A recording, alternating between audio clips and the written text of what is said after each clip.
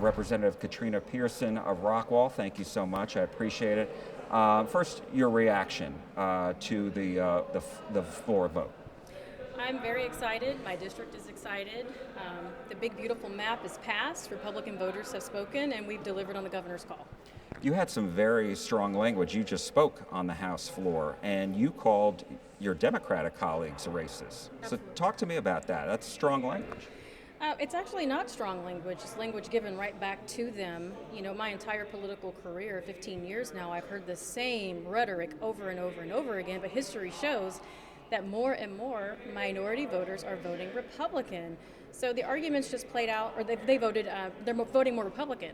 So the argument is just really played out. I mean, I'm in a predominantly white district. They elected a black woman. I am sick of having my voters being called racist. I'm sick of having my party being called racist, and that's all they do. It's victimization all day, every day. There's no account for values, and that's what's most important. The people of Texas have spoken.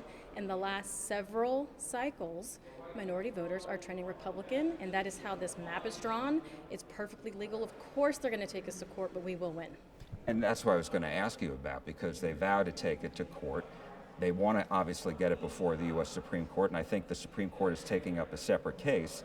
But that really this comes down to the Voting Rights Act. And Democrats say these new maps trample that. You say otherwise. Why? I do say otherwise because the laws have changed. We can draw maps based on political performance. That is what has happened. They don't like it. Again, it is because of the trends in Texas. President Trump won Hispanic voters in the state of Texas. These maps reflect 4 new Hispanic CVAP districts. It is a reflection of political performance, and they are struggling with the concept that they are losing support in minority voters.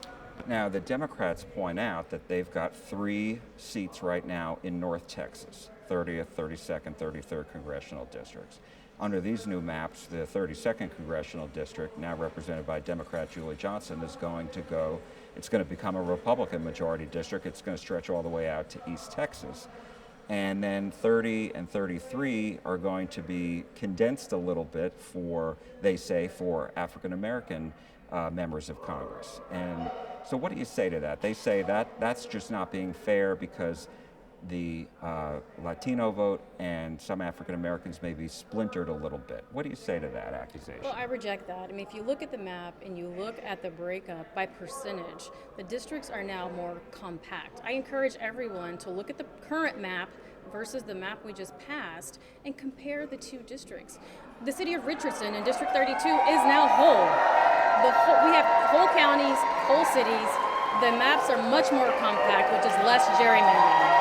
But there are still some really crazy-shaped districts when it comes to congressional seats and congressional maps across the state. I mean, 32 is extending out to Far East Texas. It wasn't before.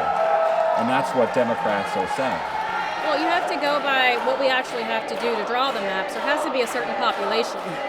So you have to be able to grab enough of the population. As you go out further east, the population is less. So the way they've drawn the maps is based on political performance and pushing compactness. Again, if you look at 32, the city of Richardson was split. It is now whole. All right, Katrina Pierson, State Representative from Rockwall, thank you so much. I appreciate it.